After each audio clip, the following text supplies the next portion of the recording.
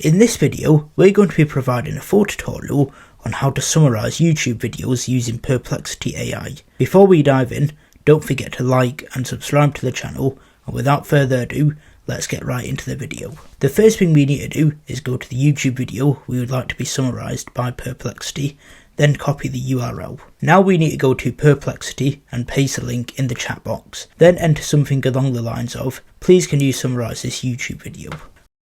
Within seconds, Perplexity has provided a full summary of the key points of the YouTube video that we provided it with. That's all we have for this video on using Perplexity AI to summarise YouTube videos. If you found this video helpful, don't forget to like and subscribe to the channel, and we'll see you in the next video.